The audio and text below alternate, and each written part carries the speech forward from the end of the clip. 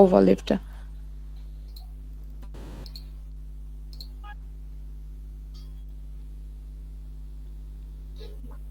Ma'am আজকের মিটিংটা আমরা একটু রেকর্ড করতে পারি? হ্যাঁ অবশ্যই। Sure, thank you. আচ্ছা, এখানে প্রথম যেটা হচ্ছে যে ম্যাম আপনার স্ক্রিন পার্সেন্টেজটা শেয়ার করা নাই। হ্যাঁ, না স্ক্রিন শেয়ারের জন্য না, ধরেন হচ্ছে আমি জাস্ট হাইলাইট করে বলতেছি পয়েন্টস গুলোর জন্য। আম, আচ্ছা, ফাইন্ডিংস এর একেবারে শুরু থেকে শুরু করি, বুঝছেন, যেটা হচ্ছে ফার্স্ট সেকশন থেকে আপনার use case of generative AI যেটা ছিল। জি ম্যাম।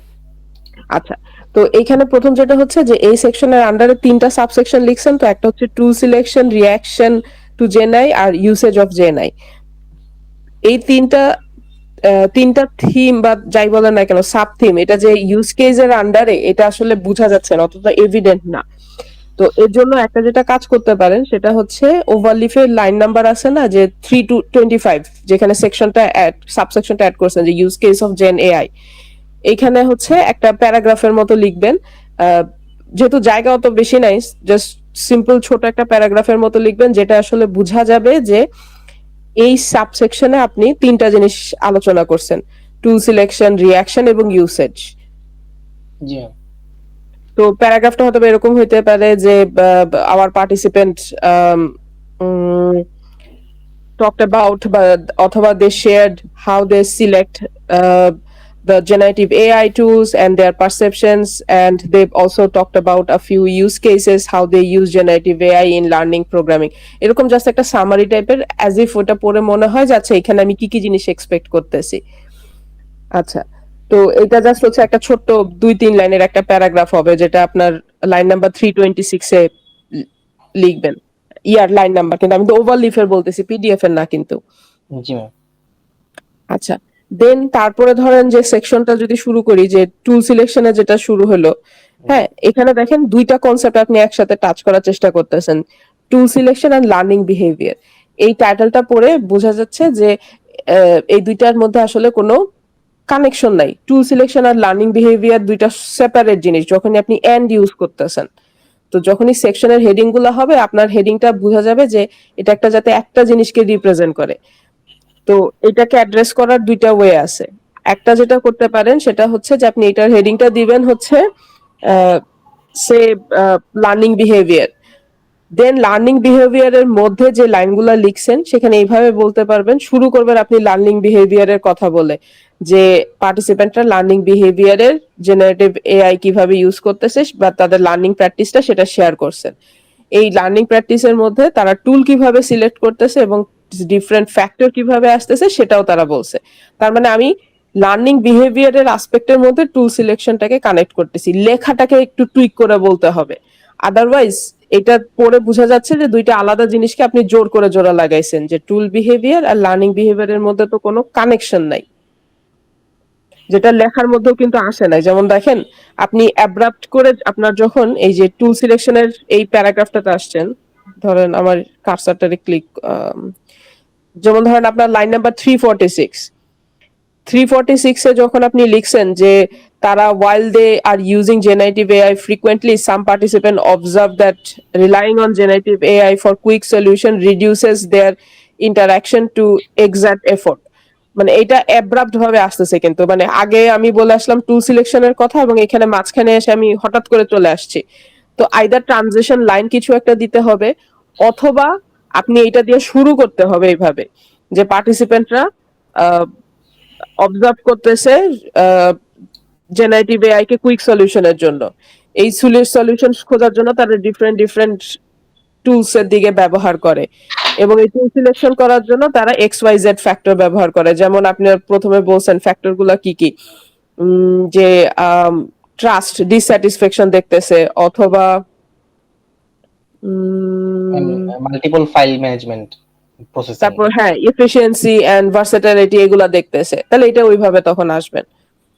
আচ্ছা। আর আচ্ছা, নেক্সটে যেটা হচ্ছে যে reaction to generative AI response, এটা মোটামুটি ঠিকই আছে।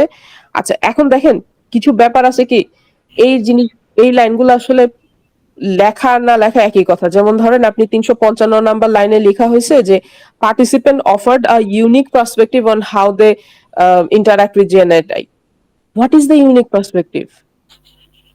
মানে তুমি এই লাইনটা লেখার কোনো মিনিংই রইলো না আনলেস তুমি যদি এটাকে এলাবোরেট না করো, যে unique perspective about X Y Z, মানে ইউনিক পার্সপেক্টিভটা কি সেইটা বলতে হবে। মানে টপিক সেন্টেন্সটা পড়ে যাতে বুঝাই যায় যে কেউ এই সেন্টেন্সটা পড়ে বুঝবে কি ইউনিক পার্সপেক্টিভ সে প্রোভাইড করতেছে। Otherwise remove this kind of heading টাইপের লাইন। ডাইরেক্ট সরাসরি এখানে চলে আসতে পারেন যে 358 নাম্বারে যেটা লিখছেন। জি। আর আচ্ছা, রিঅ্যাকশনের মধ্যে আমার তেমন কোনো ইয়া নাই। আর ওই কোয়ান্টিফায়ার গুলো অফ করে দিয়েন। আপনারা লেখার সময় অনেক সময় বলছেন না যে সাম পার্টিসিপেন্ট, সাম মেনি এগুলা বললেই হলো রিভিউয়াররা প্রথম যে কোয়েশ্চেনটা করে যে তাহলে তুমি বলো, কাউন্ট বলো কতজন বলছে। কিন্তু কোয়ালিটেটিভে সাধারণত কাউন্ট আমরা ওইভাবে বলতে চাই না। তো যেগুলাতে কোয়ান্টিফায়ার ইউজ করছেন যে সাম পার্টিসিপেন্ট অথবা মেনি পার্টিসিপেন্ট, ওখান থেকে এই সাম মেনি এই অ্যাডজেক্টিভ গুলো রিমুভ করে দিবেন। খালি ডাইরেক্টলি বলেন participant appreciated using multiple AI generated. But জি। কিছু ক্ষেত্রে যদি দেখেন একদম ইউনিক মাত্র একজন বা দুইজন বলছে, তখন আপনি বলতে পারেন a few participant talked about this. আচ্ছা।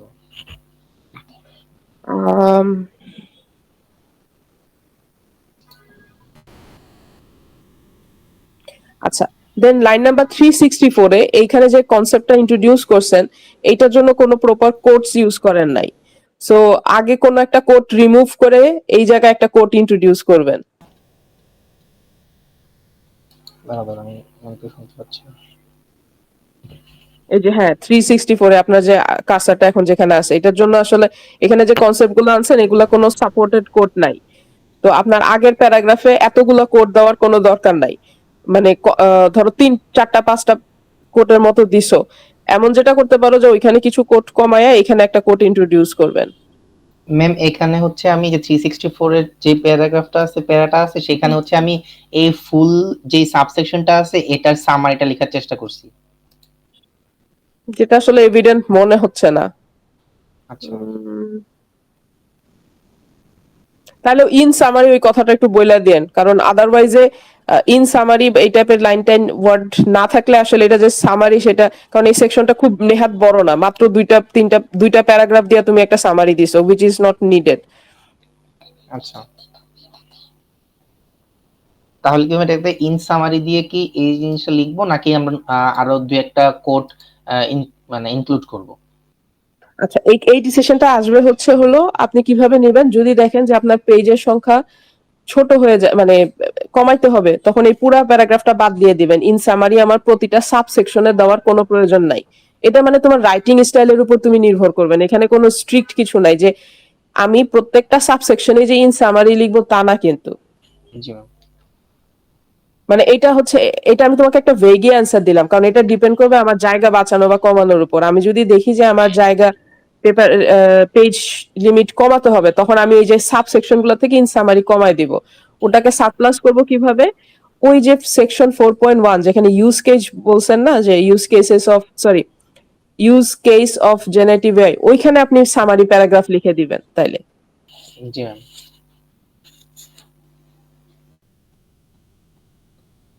আচ্ছা, আরেকটা জিনিস একটু খেয়াল করেন, এখানে স্টিল কিছু কনসিস্টেন্সি আছে আপনাদের ওভারঅল ফাইন্ডিংস এর মধ্যে। যেমন ধরেন সেকশন 4.1.3 মানে ইউসেজ অফ জেএনএআই, এখানে কখনো পার্টিসিপেন্ট লিখছেন আবার কখনো স্টুডেন্ট লিখছেন। এরকম ট্রানজিশন করবেন না। পুরো ফাইন্ডিংসে সবসময় পার্টিসিপেন্টই বলা হয়। আপনি ডিসকাশনে গিয়ে আপনি তখন স্টুডেন্ট বা সিএসসি স্টুডেন্ট ওইখানে চলে যাইতে পারেন, বাট ফাইন্ডিংস যখন বলবেন তখন জেনারেলাইজ টার্ম আপনি ইউজ করবেন না, কারণ আপনি শুধুমাত্র আপনার গ্রুপটার ক্ষেত্রে বলতেছেন। সো এখানে আপনি অলওয়েজ পার্টিসিপেন্ট ইউজ করবেন। এটা এই কারণে বললাম, যেমন হচ্ছে এই আপনার 395 যে লাইনটা আছে সেখানে দেখেন আপনি আবার স্টুডেন্টে চলে গেছেন যে how ever students do something, এবং জি এর ম্যাম। পরে সব জায়গায় আবার স্টুডেন্ট লিখে ফেলছেন। সো কনসিস্টেন্সি একটু বজায় রাখলে ভালো, যে আমি ফাইন্ডিংস এ তো সব পার্টিসিপেন্ট বলছেন আবার আউট অফ নোওয়্যার এখানে স্টুডেন্টে চলে গেছেন। ইভেন সামারি প্যারাগ্রাফও কিন্তু আমরা স্টুডেন্ট ইউজ করব না। আপনি যদি সামারি প্যারাগ্রাফ গুলাও লেখেন, সেখানেও কিন্তু স্টুডেন্ট বলতেছি না, সেখানেও আমরা আমাদের পার্টিসিপেন্টের পার্সপেক্টিভে জিনিসটা বলবো। জি আচ্ছা, আম, মাঝে মাঝে কিছু ইয়া আছে, যেমন ধরেন এই যে 413-তে থিম টু অফ মাইন্ড, 415-তে এই কমেন্ট গুলো একটু খেয়াল রাখেন, যে এগুলা তো কমেন্ট, এগুলা তো আপনি 413-14 এই জায়গাগুলাতে এগুলো তো কমেন্ট, এগুলা কমেন্ট হিসাবে দিয়ে রাখবা। জি মেইন পার্টে নলে চলে আসবে, তো এগুলা কমেন্ট হবে। আচ্ছা, এরপরে যেটা হইছে, আহ এরপরে আসেন 4.2। 4.2টা পরে আমার যেটা মনে হয়েছে, এটা সম্পূর্ণ অন্য আরেকটা পার্সনের লেখা মনে হবে। কারণ কি, যদি সেম পার্সনও লিখে থাকে তাতে কোনো সমস্যা নাই, বাট আমার কাছে মনে হয়েছে স্টাইল অফ রাইটিংটা অন্যরকম। কারণ এখানে দেখো, তুমি এখানে পার্টিসিপেন্ট কোডকে ইন্ট্রোডিউস করছো, which was not present in your previous section. একটা স্টাইল অফ রাইটিং ফলো করেন। যদি আপনি বলেন AS10, BS10 বা 05, আপনার আগের সেকশনটা তো এই জিনিসটা থাকতে হবে। ওখানে আপনি ম্যাম বলে আসছেন আগের ওয়ান সেকশনেও এটা, পার্টিসিপেন্ট বলতেছেন। ম্যাম আগের সেকশনে হচ্ছে এটা যাবে, এটা মানে ওই আমাদের এক একটা কোটেশন বা প্রত্যেকটা পার্টিসিপেন্টের নাম্বারটা আগের সেকশনটা তো আসবে। এটা হচ্ছে যে ওই আমি ওই পার্টিসিপেন্টের নাম্বারটা আমার কাছে ক্লিয়ার ছিল না, তো তো যখন আমি লিখছিলাম তখন আমি লিখতে পারি নাই, আমি এটা অ্যাড করে দিব।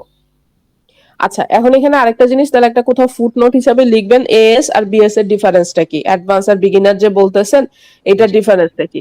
যদি দেখেন যে এইটার ডিফারেন্স এখানে খুব বেশি মেক সেন্স করতেছে না, তাহলে আইপি ইউজ করব। তাহলে যেটা হচ্ছে, সবার জন্য একই ইউজ করবেন, P1, P0, P3। তাহলে এখানে AS আর BS বইলা লাভ নাই, কারণ আপনি এখানে AS আর BS এর ডিফারেন্স বুঝাচ্ছেন না। যে ইভেন রাইট আপেও কিন্তু বলেন নাই যে জি জি ম্যাম, অ্যাডভান্সরা এই কাজটা করছে, বা ইয়ারা বিগিনার ওই এটা। কাজটা করছে।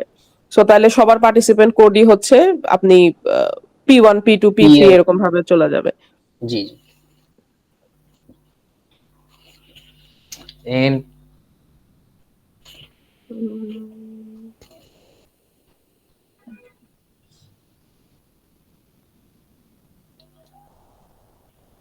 ম্যাম এই লেখাটা হচ্ছে যে ফার্স্টে তাসমিয়ার লেখা ছিল, পরে ও আমি হচ্ছে আবার এটাকে ফুল রিরাইট করছি আমার মতো করে, কারণ ওই উপরেরটা আমার লেখা ছিল তো।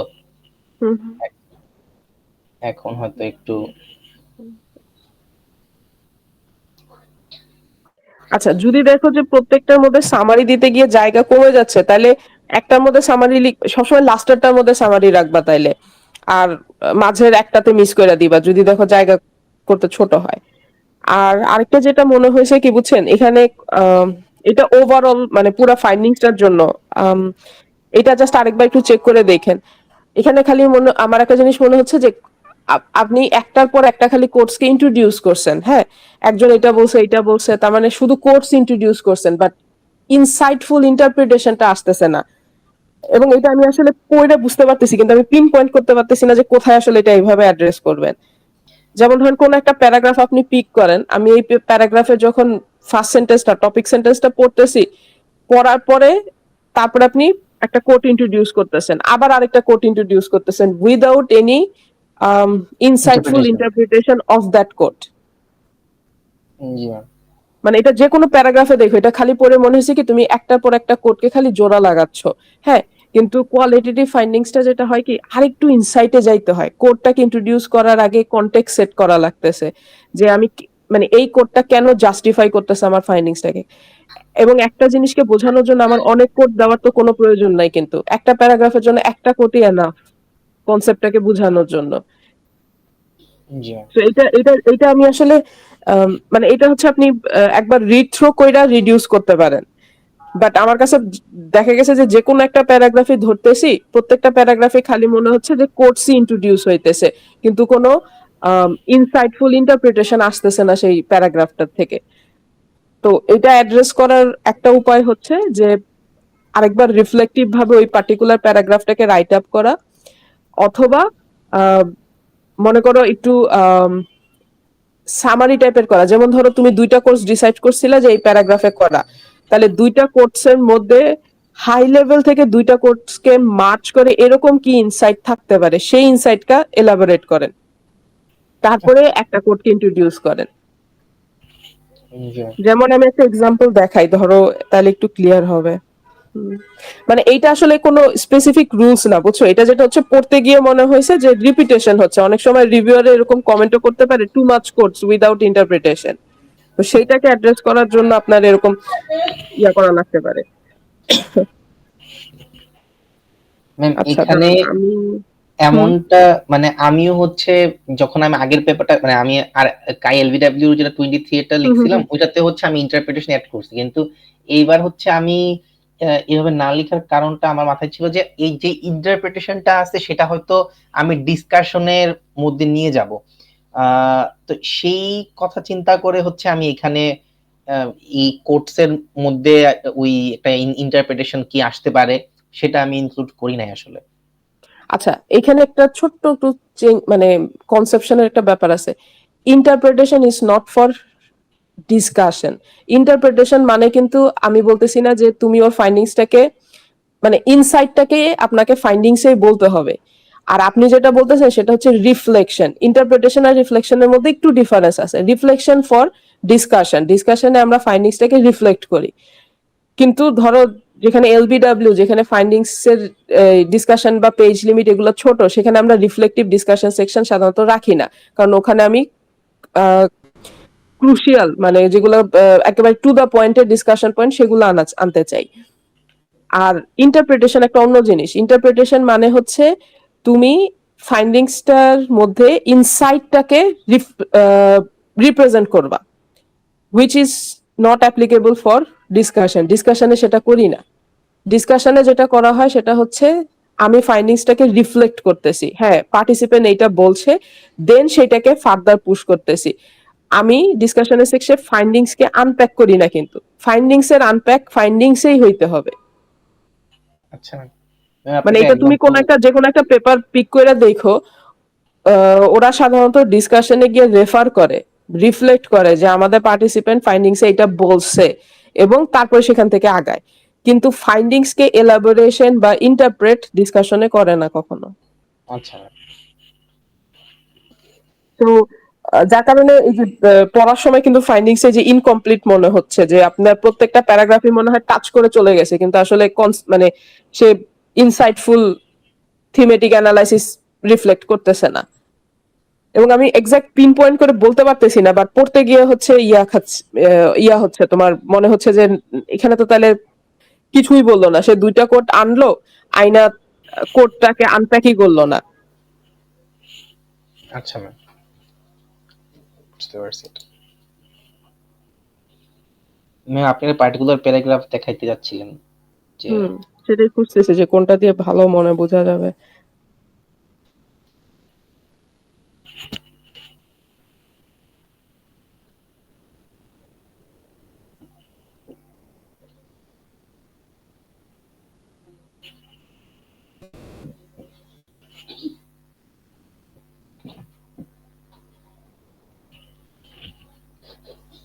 আচ্ছা, যেমন ধরেন এই যে টুল সিলেকশনের, এখানে আপনি প্রত্যেকটা ফ্যাক্টরের জন্য একটা একটা করে কোডকে ইন্ট্রোডিউস করছেন। হ্যাঁ, টুল সিলেকশনের ফার্স্ট প্যারাগ্রাফটাই যদি চিন্তা করি 344 নাম্বার লাইনে যেটা আছে, জি ম্যাম। তো এই প্যারাগ্রাফটাকে আমি রিডিউস করব কিভাবে বা ইনসাইট আনবো কিভাবে? আমি এই ফ্যাক্টর গুলো আগে হাইলাইট করে বলে ফেলবো, দেন যে কোনো একটা ফ্যাক্টরের জন্য যেই কোডটা একটু ইউনিক, সেই একটা কোডটাকে আপনি এলাবোরেট করে বলবেন। যে for instance participant talked about the versatility in selecting and shared, তখন আপনি একটা কোডকে দিলেন। মানে এখানে আপনি আমি এই প্যারাগ্রাফটাকে কনসাইজ বানাবো কিভাবে? এই প্যারাগ্রাফের মধ্যে আপনি 1 2 3 4 চারটা কোড দিয়ে চারটা ফ্যাক্টরকে ইন্ট্রোডিউস করছেন। আপনি এটাকে কনসাইজ কিভাবে করতে পারেন? লেখার মধ্যে চারটা ফ্যাক্টরকে ইন্ট্রোডিউস করো, কইরা যে কোনো একটা ফ্যাক্টরকে পিক করো, পিক করে শুধু সেইটার করাসপন্ডিং একটা ভালো কোড ইন্টারপ্রেট কইরা বলো যে এই কোডটার মধ্যে কি বলছে। এখানে প্রত্যেকটা কোডকে আপনি রিডারের উপর ইন্টারপ্রিটেশনে ফালাই দিছেন, মানে রিডার ইন্টারপ্রেট করবে, আপনি নিজে থেকে কিন্তু কোনো ইনফরমেশন প্রোভাইড করেন নাই। একটু খেয়াল করে দেখছো? জি ম্যাম, জি ম্যাম। হ্যাঁ, তো এইটা আসলে রিডারের উপর ইন্টারপ্রেট করতে দিলে তো হবে না। তোমার মানে অথারকে বলতে হবে যে এই কোডটাতে আসলে কি আছে এবং সেটা কি বুঝাইতে চাইতেছে। ওকে। এটা করলে আপনার ধরেন আপনার জায়গাও কমে যাবে, মানে আপনার ওই জায়গা নিয়ে টেনশন করা লাগবে না, অনেক কিছু ছোট হয়ে যাবে। আচ্ছা, বাকি সেকশন গুলাতে আমার ফাইন্ডিংস আমার মনে হয়েছে যে যেগুলা বলছেন সেগুলা ঠিকঠাকই আছে, বাট ধরো ওই যে কনসিস্টেন্সি ঠিক করা, আর হচ্ছে এই টাইটেল গুলা হয়তোবা একটু একটু কতগুলা টাইটেল ঠিকই আছে, যেমন ধরেন 462 নাম্বার লাইনে যে টাইটেল আছে user preferences and future enhancement, title গুলা হয়তোবা একটু রিভিজিট করতে পারেন যখন একদফা ফাইন্ডিংসഹിটাকে লিখা আবার রিআইটারেট করবেন, তখন টাইটেল গুলাকে আরেকবার একটু রিভিজিট করতে পারেন যে আচ্ছা আমি এখানে এই জিনিসটা বলতেছি, আমার টাইটেলটা পড়ে কি আমি বুঝতে পারি কিনা। জি ম্যাম। কারণ তখন হচ্ছে পড়তে গিয়ে তুমি বুঝবা যে না, টাইটেলটা আসলে ভিতরের কথাগুলোকে রিপ্রেজেন্ট করতেছে না। আচ্ছা আচ্ছা, আর এটা গেল হচ্ছে তাহলে ফাইন্ডিংস এ এরকম ছোটখাটো চেঞ্জ, মানে এগুলো জাস্ট হচ্ছে কিন্তু কথার চেঞ্জ। আমি আপনারে বলতেছি না যে তুমি নতুন করে কোড ইন্ট্রোডিউস করো, না, এটা জাস্ট হচ্ছে তুমি তোমার স্টাইল অফ রাইটিং দিয়ে এটাকে ঠিকঠাক করবা। ওকে। আচ্ছা, ডিসকাশনের জন্য যেটা হচ্ছে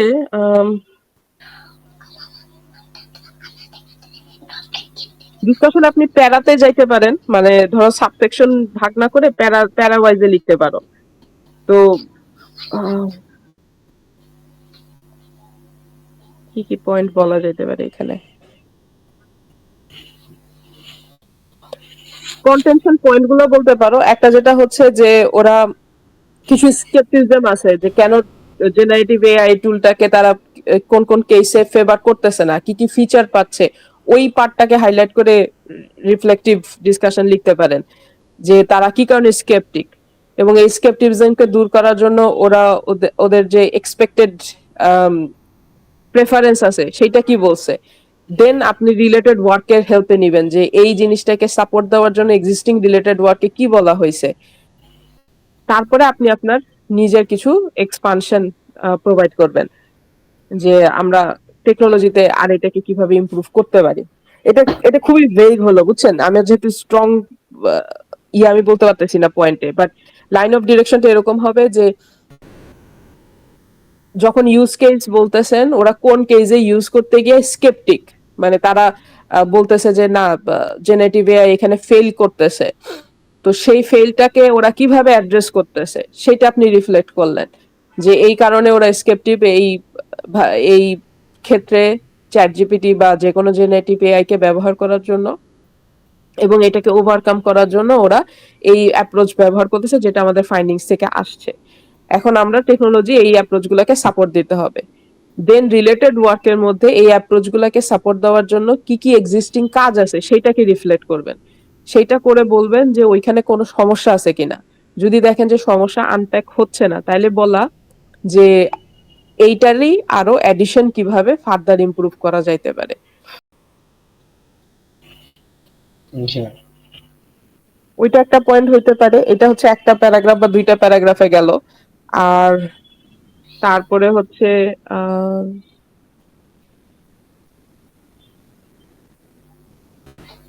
এখানে যে পয়েন্ট গুলো লিখছিলেন এগুলা কি এক একটা প্যারাগ্রাফ হিসাবে লিখছিলেন, নাকি হচ্ছে ধরেন এগুলা এক একটা মানে ফাইন্ডিংস পড়তে গিয়ে ইন্টারেস্টিং মনে হয়েছে বলে এখানে হাইলাইট করে রাখছিলেন, এখানে যে হ্যাঁ ডিসকাশনে যেগুলো লিখছেন? ম্যাম এটা হচ্ছে ওই মানে আমাদের প্রত্যেকটা, আমি যদি বলতে চাই যে প্রত্যেকটা সাবসেকশন থেকে যদি কিছু টেক অ্যাওয়েজ থাকে, তো হুম হুম ওই হুম মানে সাবসেকশনের ভিতর যে ছোট ছোট সেকশন গুলো আছে প্রত্যেকটা হুম সেকশন হুম থেকে হচ্ছে এই জিনিসগুলো আপনার আসে, যেটাকে আমি হচ্ছে এজ এ ইন্টারপ্রেট বলতে পারি, হুম হুম বা হুম হুম। মানে ইন্টারেস্টিং জিনিসটা ছিল আর কি। আচ্ছা,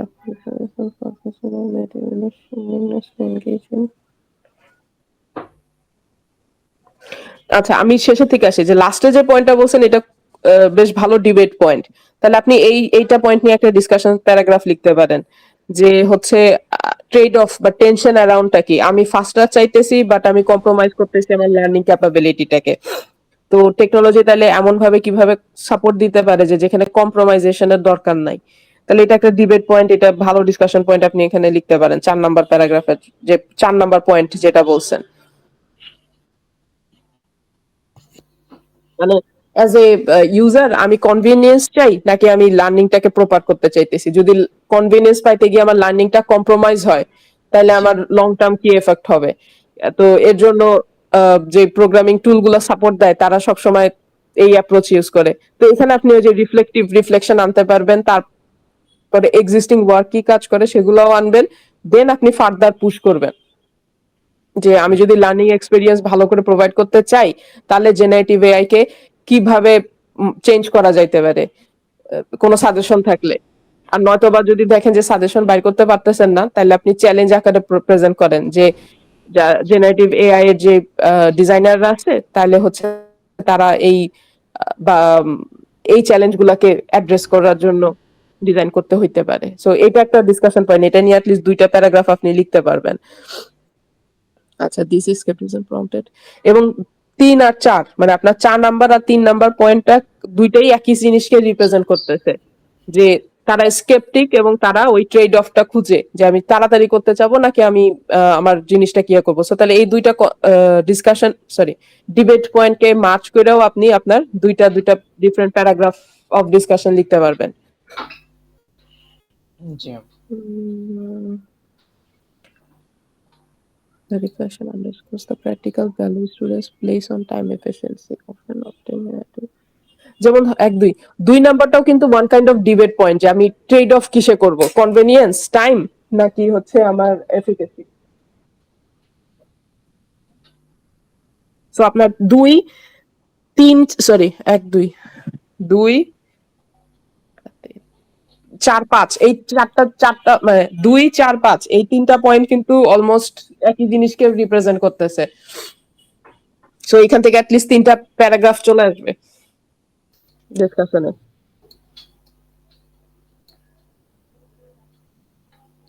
জি ম্যাম।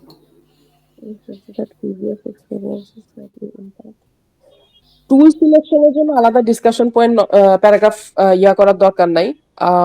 মানে এটা আপনি হয়তো বা একটা বা দুইটা লাইন হিসেবে বলতে পারেন, বাট টুল সিলেকশনে আসলে আপনি ডিজাইন কি দিবেন, যে একটা জিনিস টুল সিলেক্ট করতেছে সেখানে আসলে ডিজাইনাররা কি ডিজাইন করবে। টুল সিলেকশন তো অনেকটা ওয়ান কাইন্ড অফ ইয়ার উপর নির্ভর করে, তার পারসেপশনের উপর নির্ভর করতেছে, তার অ্যাভেবিলিটির উপর নির্ভর করতেছে। এখানে আসলে আমার ডিজাইনারদের ডিজাইনওয়ালা কিছু নাই আপাতত। জি ম্যাম। তো 1 নাম্বার পয়েন্টে আসলে ওইরকম আপনি ডিজাইন ইমপ্লিকেশন দিতে পারবেন, দেওয়া আসলে আমি অ্যাটলিস্ট চিন্তা করে পারতেছি না। যদি আপনি চিন্তা হয় তাহলে তখন এটার জন্য লিখতে পারো, বাট এটা আমার কাছে মনে হয়েছে যে এটা কোনো ইন্টারেস্টিং ডিসকাশন হবে না আনলেস আপনার টুল সিলেকশনের ফ্যাক্টর গুলো খুব ইনোভেটিভ হয়। বাট টুল সিলেকশনের ফ্যাক্টর গুলো খুব কমন, যে কনভেনিয়েন্স, প্রেফারেন্স, এইগুলার মধ্যে আসলে ডিজাইন আসতেছে না। আচ্ছা ম্যাম। বাট বাকি যে 2 নাম্বার পয়েন্ট, তারপর হচ্ছে 4 5 এই তিনটা আমার কাছে বেশি স্ট্রং মানে ইন্টারেস্টিং ডিসকাশন পয়েন্ট মনে হয়েছে, যে এটা নিয়ে আসলে ডিবেট তোলা যাবে আপনার এবং ডিজাইন ইমপ্লিকেশনে আপনি প্রোভাইড করতে পারবেন।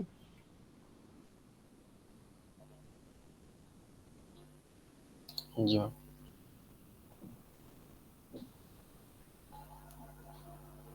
আচ্ছা, এই তো মোটামুটি এইটুকুই আমার ইয়া ছিল, যে জাস্ট কনসিস্টেন্সিটা বজায় রাখা আর হচ্ছে আহ, তোমার রাইট আপের মধ্যে জাস্ট একটু স্মল টুইক করা রাইট আপকে।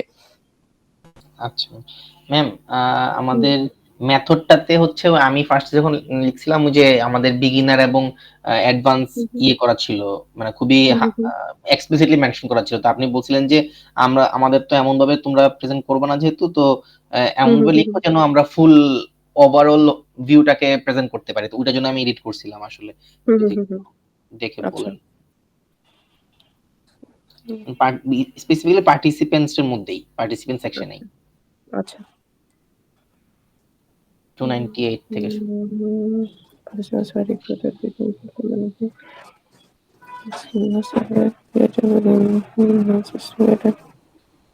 আচ্ছা, আর সেন্টেন্স সবসময় না অ্যাক্টিভ সেন্টেন্সে লিখবেন, প্যাসিভে লিখেন না।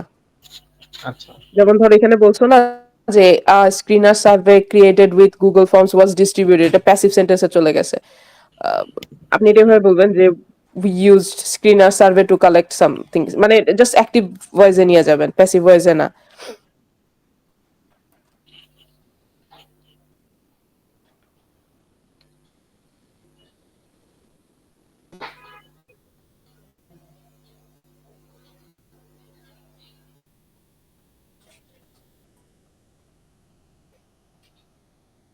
আচ্ছা, 4th to 13th সেমিস্টার যখন বলছেন না, ranging from, এটা হচ্ছে ওদের টার্মিনোলজিতে একটু ইউজ করেন। বিদেশে হচ্ছে, বিদেশে না মানে নরমালি ওরা সফটমোর, তারপর সিনিয়র জুনিয়র এরকম চারটা ভাগ করে না, first year second year third year এইভাবে, জি ওইভাবে ইউজ করেন। 4th to 13th সেমিস্টার এটা আসলে টু মাচ ইন্টারপ্রিটেটিভ হয়ে যায়, যে আপনার জন্য যেটা 4th সেমিস্টার হবে আরেকজনের জন্য সেটা 4th সেমিস্টারে সেম সাবজেক্ট নাও হইতে পারে। জি জি তো এটা হচ্ছে ওইভাবে হয়তোবা করতে পারেন যে সফটমোর এবং সিনিয়র লেভেল এরকম টাইপের বলতে পারেন। বা ওই টার্মটা একটু দেখেন যে ওরা কি কি ইউজ করে, সফটমোর, বিগিনার না সিনিয়র, ওরকম কিছু আছে। জি okay. All participants were enrolled. আচ্ছা, ইউআইইউ এটা তো, এলবিডব্লিউ তো অ্যানোনিমাস, তো আপনি এখানে বলবেন যে এই লাইনটা রিমুভই করে দেওয়া দরকার, এটা দরকার নেই। All participants were enrolled at UIU. UIU তো আপনি ইনস্টিটিউশনের নাম ডিসক্লোজ করে ফেলতেছেন, এটা অ্যানোনিমিটি ব্রিজ হচ্ছে। ওকে। বড় জোর এভাবে বলতে পারো ফ্রম যে অল দ্য এনরোল পার্টিসিপেন্ট আর ফ্রম দ্য ইনস্টিটিউশন ইউনিভার্সিটি বা university where okay the study was conducted. G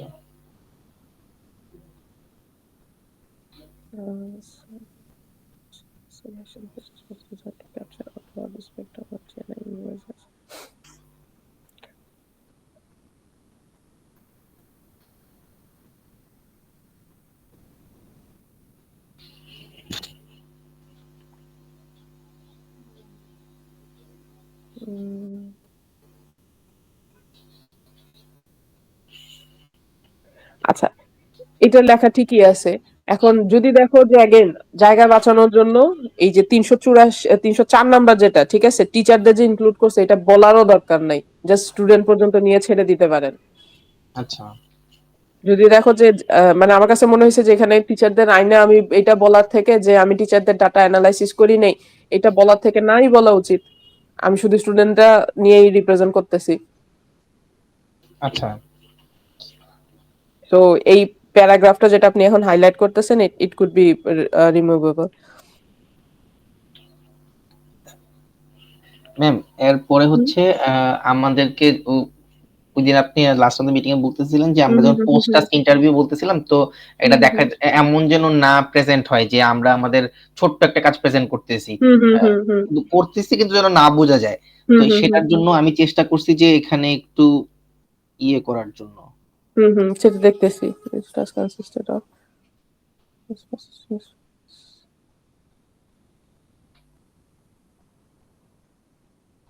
ma'am এটা একটু ভেগ হয়ে গেল, মানে আমার কাছে মনে হচ্ছে একটু based on there academic level, এই জিনিসটাতে আর একটু এক্সপ্লিসিটলি বলতে পারি যদি ওই ফার্স্টে আমরা 4th অথবা 13টাকে ডিফাইন করে যে ফ্রেশম্যান অথবা সিনিয়র এভাবে করে আমরা বলতে পারি, না হয় একাডেমিক লেভেল বলতে কি ম্যান কি রেফার করতেছি এটা হয়তো ক্লিয়ার বোঝা যাবে না।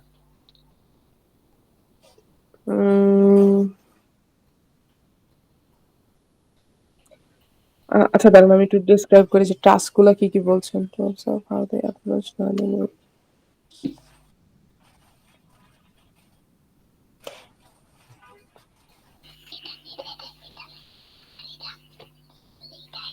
আচ্ছা, এখানে টাস্কের হচ্ছে প্রবাবলি একটু এক্সাম্পল দিতে হবে, বুঝছেন, একটা এক্সাম্পল, যে সাপোজ আপনি সিনিয়র লেভেল বা জুনিয়র লেভেলে টাস্কের একটা, ওদের যে কোয়েশ্চেনটা ছিল না যে টাস্ক রাইট সামথিং, ওইটার একটা এক্সাম্পল প্রোভাইড না করলে আসলে ক্লিয়ার হবে না।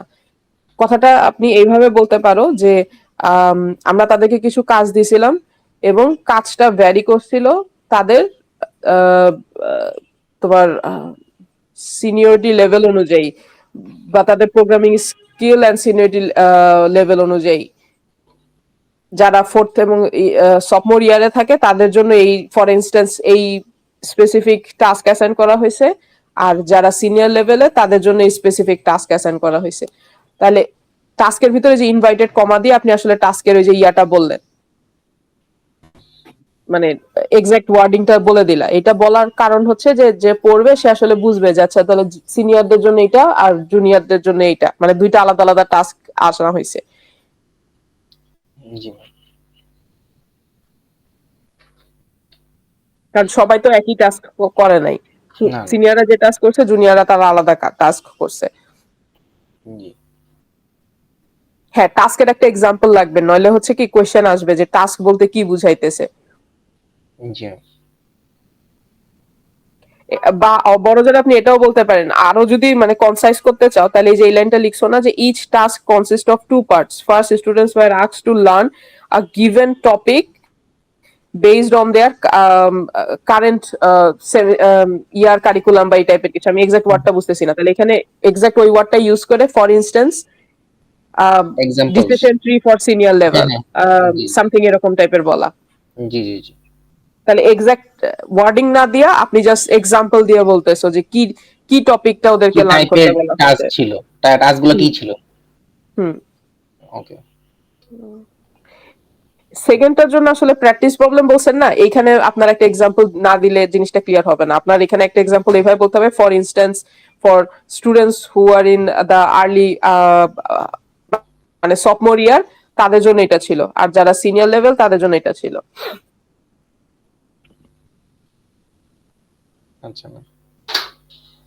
ম্যাম এখানে কিন্তু মানে এটা যে বলবো, আমরা কিন্তু হুম এখানে কিন্তু বলছি যে ধরেন আমি ডিসিশন ট্রি দিছি একটা স্টুডেন্টকে, ফার্স্টে কিন্তু হুম আমাকে এই ডিসিশন ট্রি শিখতে দিছি, এবং প্র্যাকটিসে কিন্তু ডিসিশন ট্রি একটা প্রবলেমই দিছি, যেটা কিন্তু এখানে আহ, যেমন second they were given a practice problem related to the learned topic to understand how they apply their learning use জেনে। হুম। তো এখানে তাহলে কি হচ্ছে সেম এক্সাম্পলটা ইউজ করবেন। প্রথম উপরেরটাতে যদি ডিসিশন ট্রি বলেন তাহলে নিচের এক্সাম্পলটা তো ডিসিশন ট্রি দিয়েই বলবেন। মানে এটা যেটা হচ্ছে কথাটা, মানে এক্সাক্ট প্র্যাকটিস প্রবলেম বলছেন না, প্র্যাকটিস প্রবলেমের কি টেক্সট ছিল সেইটা এক্সাম্পল হিসাবে দিতেছেন আপনি, যাতে আমি যদি আপনার পুরো লাইনটা নাও পড়ি যে প্র্যাকটিস প্রবলেম কি, যেমন এইটা কমপ্লেক্স সেন্টেন্স হয়ে যায়, আমি জাস্ট এক্সাম্পলটা দেখে বুঝতে পারি ও আচ্ছা ডিসিশন ট্রি শিখতে বলছে, তাহলে ডিসিশন ট্রির জন্য প্র্যাকটিস প্রবলেম দিছে। জি ম্যাম, মানে স্পেসিফিকলি প্রয়োজনে হচ্ছে যে ধরেন ডিসিশন ট্রি দিয়া হচ্ছে আমরা শর্টেস্ট পাথ বের বের করতে বলছি ফর এক্সাম্পল, হুম তো হুম। শর্টেস্ট পাথ প্র্যাকটিসটাকে বলতে পারি shortest path finding shortest path using decision tree, এমন ভাবে বলতে পারি। হ্যাঁ, ওকে। বড়জন সেন্টেন্সটাকে একটু ঘুরে এভাবে বলো যে apply decision tree to find the shortest path, তার মানে তখন বোঝা যাবে যে আচ্ছা ডিসিশন ট্রিকে অ্যাপ্লাই করতে বলতে হয়েছে। জি জি জি।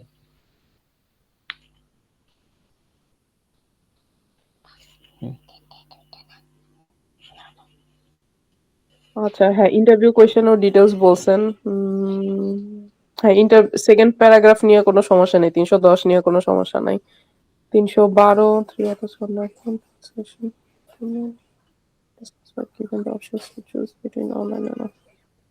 এগেইন যদি দেখো যে জায়গা কম, তাহলে 312 যে কথাবার্তা এটা রিডিউস করে আহ, কমায় ফেলা যাবে, যদি দেখো পেজ মানে পেজের সংকুলন হচ্ছে না। জি।